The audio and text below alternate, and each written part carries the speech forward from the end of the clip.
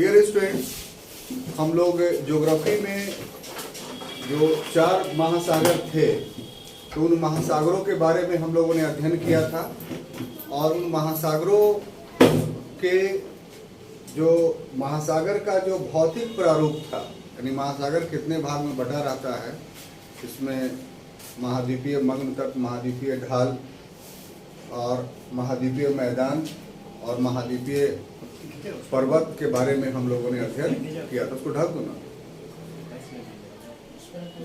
महाद्वीप ये सब अध्ययन किया था। आज की क्लास में जो है हम लोग जो अध्ययन करने जा रहे हैं वो कि कितने महासागर हमारे पास हैं इस धरती पर। तो हमारे धरती पर कुल 4 महासागर हैं, 7 महादेश हैं और 4 महासागर हैं। इन महासागरों पे भी बहुत सारे प्रश्न पूछे जाते हैं और सब्जेक्टिव तो नहीं लेकिन ऑब्जेक्टिव क्वेश्चन इससे बहुत रेज होता है और सब की अपनी एक खास विशेषता है जो आपको जानना चाहिए। जैसा कि आप जानते हैं कि इस पूरे पृथ्वी पर 71% पे जल है और ये जल अधिकांशतः महासागरों में है, अल्प मात्रा में कुछ उसकी तुलना में सागर में है और बहुत थोड़े मात्रा में जो है वो बर्फ के रूप में या भूमिगत जल के रूप में पाया जाता है, जो मीठे जल है जिसका हम लोग इस्तेमाल करते हैं। लेकिन ये जो महासागरीय जल है ये यूजलेस नहीं है। क्यों नहीं यूजलेस है? कि जो वर्षा होती है वो इन्हीं महासागरीय जलों से होती है। और वर्षा कैसे होती है? तो ये वर्षण में प्रेसिपिटेशंस में हम लोग पूर्व के क्लास में पढ़ चुके हैं कि वाष्पीकरण के माध्यम से यही महासागरीय जल वाष्प बनती है और जो वो वाष्प रहता है वो मीठा रहता है। चूंकि महासागरीय जल का जो लवण है वो महासागर में ही रह जाता है और जो एवोपरेशन से, वाष्पीकरण से जो पानी भाप बनता है वो पूरी तरीके से मीठा रहता है और वो वर्षा के माध्यम से जो हमारे धरती पर आता है तो वो मीठे जल के रूप में हम लोग को प्राप्त होता है। तो इस कारण से जो है वो महासागरीय जल का काफी इंपॉर्टेंस है, काफी महत्व है। इसके अलावा भी जगह जगह पे भूमिगत जल स्तरों को बनाए रखने में यह सहयोग करता है, ये भी इसकी भूमिका है। यातायात में इन महासागरों का बहुत बड़ा योगदान है। बड़े बड़े जहाज, नाव इसमें चलते हैं और एक महादेश से दूसरे महादेश में सस्ते साधन के रूप में जल यात्रा का प्रयोग हम लोग करते हैं। अगर तीनों साधनों को मिले, यानी वायु मार्ग या स्थल मार्ग और जल मार्ग को अगर ले, तो इन तीनों में सबसे सस्ता जो है वो जल मार्ग है, क्योंकि इसमें मार्ग बनाने की आवश्यकता नहीं होती है। स्थल में है तो रोड बनाइए तब उस पर गाड़ी चलेगी, रेलवेज है तो ट्रैक बनाइए तब उसमें चलेगी, हवाई जहाज है तो उसके लिए जो है वो आपको 2 चीजें बड़ी कॉस्टली है उसकी। एक जो उसमें फ्यूल भराता है वो काफी कॉस्टली है और दूसरा कि हवाई जहाज के मार्ग नहीं होते हैं लेकिन रडार के माध्यम से उसको, सिग्नल के माध्यम से उसको रास्ते दिए जाते हैं। नहीं तो एक हवाई जहाज दूसरे से टकरा जाएगा या गंतव्य स्थान पे नहीं पहुंचेगा। तो इस वजह से जो रडार सिस्टम प्रणाली है वो एक प्रकार का बहुत खर्चीला प्रणाली है। लेकिन महासागरों में ये जलीय यातायात में इन सभी चीजों की आवश्यकता नहीं पड़ती है। साधन के रूप में एक टावर, जहाँ पर उसको रुकना है टावर रहता है, वो दूर से जो है वो दिखाई पड़ जाता है, ये सब चीजें होती है। तो ये सब इंपॉर्टेंस ऑफ ओशियन हमने आपको बताया कि महासागर का क्या महत्व है। अब हम जो 4 महासागरों हैं, इधर ध्यान दीजिए, 4 महासागर जो है उसका सांगोपांग विवरण आपके सामने देने जा रहे हैं। उसमें सबसे बड़ा महासागर जो है वो प्रशांत महासागर। यदि निर्माण देखा जाए तो आज से 25 से 30 करोड़ वर्ष पूर्व कार्बोनिफेरस युग में इस महासागर का निर्माण हुआ। कैसे हुआ? कि ये तो आप पूर्व से ही परिचित है कि शुरू में इस धरती पर सिर्फ एक महादेश और एक महासागर था। महादेश का नाम क्या था? फिर पिटाई पड़ेगी। महादेश का नाम क्या था? अच्छा, महादेश का क्या नाम था? पैंजिया। और महासागर का पैंथालासा। ये सब याद रहना चाहिए, सुन लीजिए, सब आपको पूर्व में पढ़ाया हुआ है। तो यही जो है महाद्वीपीय विस्थापन या प्लेट टेक्टोनिक के कारण, यही दो थ्योरीज हमने बताया था आपको, तो वो आपस में ब्रेक कर गए, टूट गए और उसका विस्थापन होता है अलग अलग दिशाओं में। तो जो प्रशांत महासागर में महाद्वीपीय विस्थापन हुआ, ये आपको जरा समझना होगा थोड़ा, ठीक है। तो इसमें हम जो बताना चाहते हैं वो ये कि ये वाला भाग पैसिफिक ओशियन है और ये वाला भाग पैसिफिक ओशियन है, यही ना। तो शुरू में ये जो आप देख रहे हैं अमेरिका और ये अफ्रीका और एशिया, ये सब आपस में एक मिले हुए थे। तो आधा भाग जो ब्रेक किया, इसका विस्थापन पश्चिम के तरफ हुआ और आधा भाग का पूरब के तरफ हुआ। तो ये दोनों क्रैक जो करता है, तो बीच में जो है वो महासागर जो बनता है वो अटलांटिक बनता है। तो महाद्वीपीय विस्थापन के कारण जो है ये जो जगह खाली हुई बीच में, उसमें अटलांटिक बना। तो इसी ढंग से इस तरफ भी विस्थापित हुआ। तो इस तरफ जब विस्थापित हुआ तो क्या बन गया? Pacific ocean. तो महाद्वीपीय विस्थापन के कारण एक चीज हुई, वो चीज क्या हुई? भूधसान, यानी भूमि नीचे धस गई। पहले दोनों भूमि जुड़ी हुई थी आपस में, जब दोनों भूमि क्रैक कर करके आपस में अलग होगा तो क्या होगा? वहां पर तो भूमि नहीं रहेगी, धस जाएगी।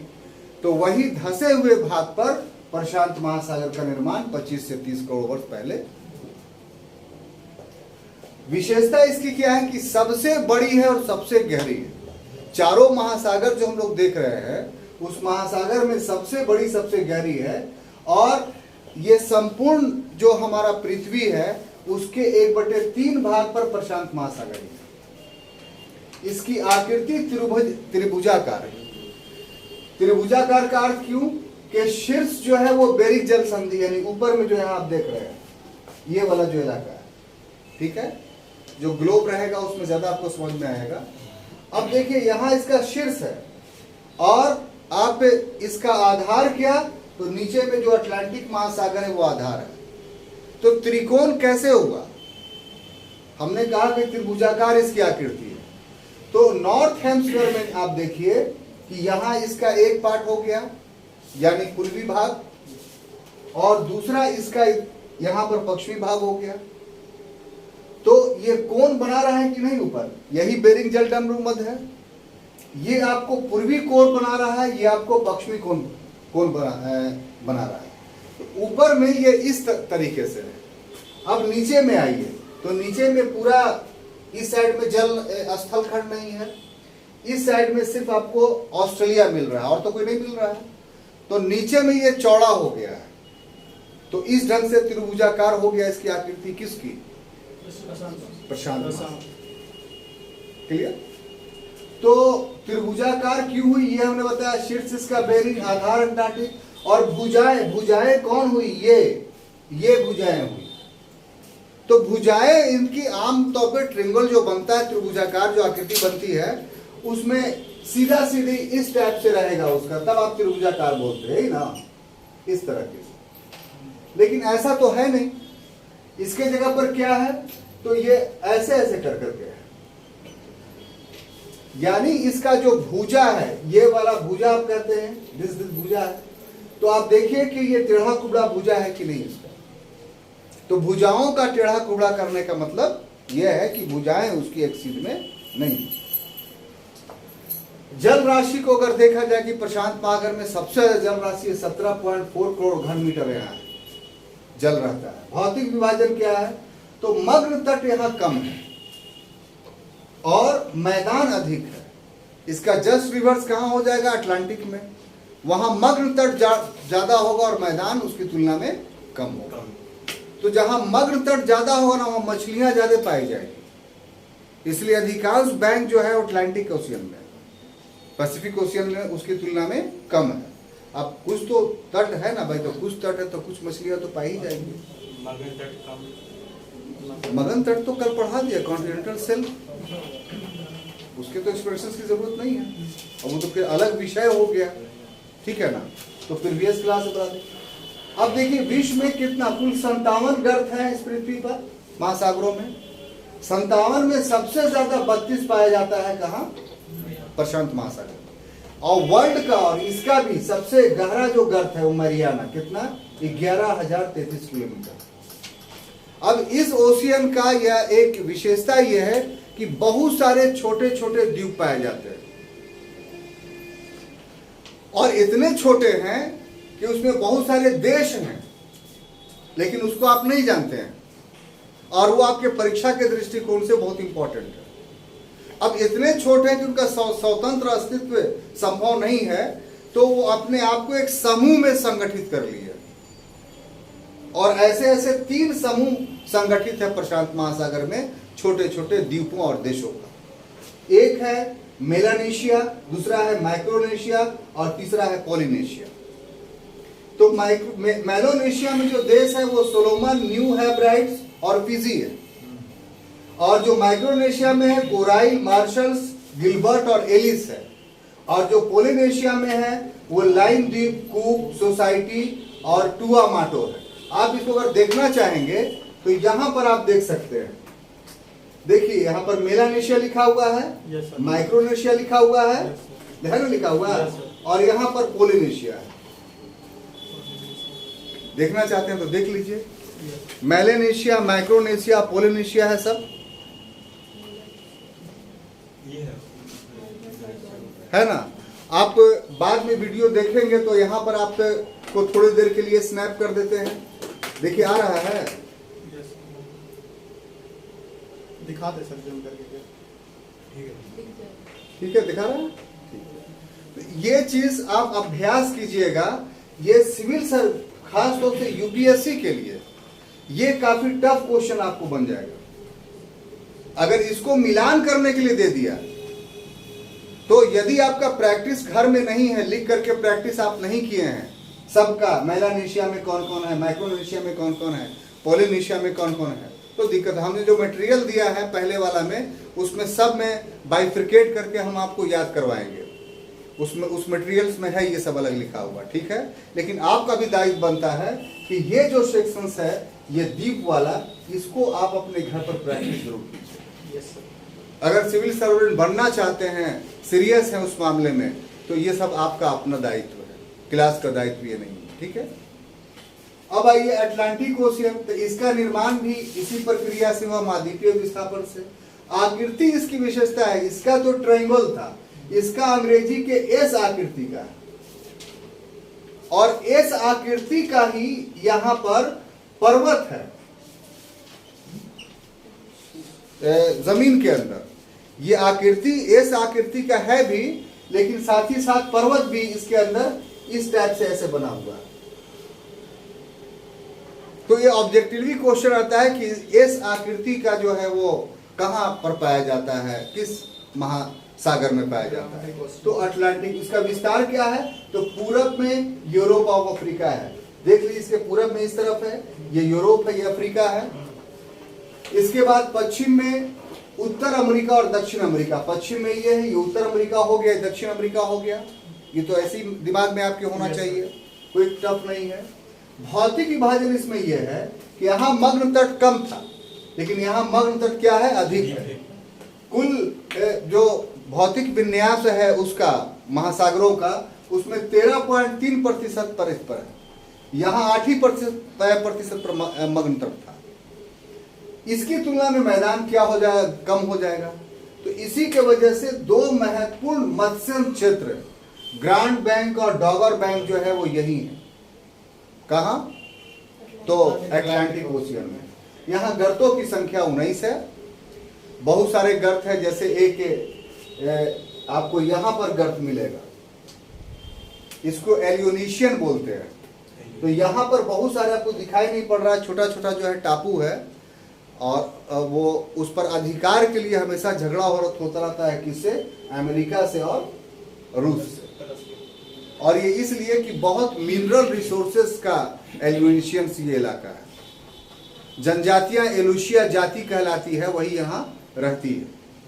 तो यहीं पर ये गर्त है, जो जिन गर्तों की चर्चा हम लोग कर रहे हैं, क्लियर। उसके बाद है हिंद महासागर। तो ये एक्चुअली में पैसिफिक ओशियन का ही भाग है ये, लेकिन इसकी आकृति होने के कारण कि जो उत्तर में दक्षिण एशिया हो गया, यानी दक्षिण एशिया वाला ये वाला भाग हो गया, तो ये इससे हट गया है। इधर ऑस्ट्रेलिया रोके हुए, इधर अफ्रीका रोके हुए है। तो पैसिफिक ओशियन का ये जो एकीकृत इकाई ये बन गया है, इसी को हम लोग हिंद महासागर या इंडियन ओशियन जानते हैं। इसमें एक प्रश्न आता है कि कौन सा महासागर है जो किसी देश के नाम पर है। तो महासागर कौन है? हिंद महासागर, क्योंकि इंडिया के नाम पर है, हिंदुस्तान के नाम पर है ये, और ये नाविकों के द्वारा इसको दिया गया नाम है। इसलिए पैसिफिक ओशियन के रहते हुए भी हम इसको इंडियन ओशियन के रूप में एक अलग पहचान मानते हैं। यहाँ गर्तों का अभाव है, विशेषता ये है।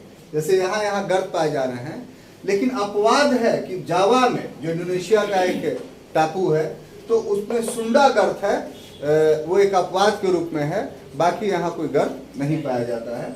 आर्कटिक महासागर की सबसे बड़ी बात यह है कि अगर आप नहीं जानेंगे तो हो सकता है कि इसको महादेश मान लें। क्यों?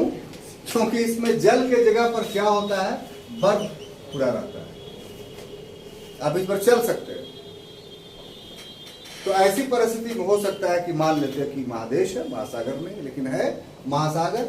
चूंकि उत्तरी ध्रुव में है, इसलिए इसका अधिकांश भाग जो है वो बर्फ से ढका रहता है। विशेषता ये है कि चारों में सबसे छोटा है, और सबसे महत्वपूर्ण विशेषता ये है कि यहाँ वन क्षेत्र पाए जाते हैं, और दो वन क्षेत्र हैं, एक फेरी आइसलैंड और दूसरा ईस्ट जोन माइन।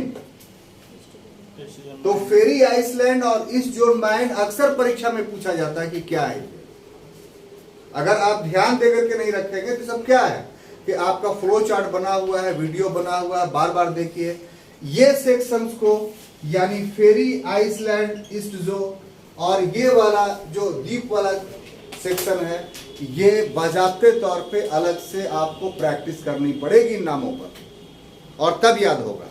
बाकी सब हमारे समझाने से याद हो गया होगा, लेकिन जो टिपिकल नेम्स हैं, जिसको कभी आप दोहराते नहीं हैं अध्ययन के क्रम में, या बार बार वो चीज नहीं आएगा, तो उसके लिए क्लास खत्म हो जाए, घर चले जाइए, तो इन चीजों को एकदम पहली फुर्सत में प्रैक्टिस कीजिएगा, ये बता दे रहे हैं।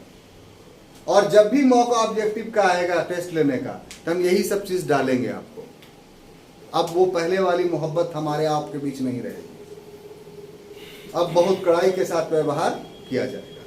तो आज इतना ही। कल हम लोग ज्योग्राफी की क्लास में महासागरीय लवणता का अध्ययन करेंगे। आपसे अपेक्षा है कि उसको पढ़कर आइएगा। Thank you.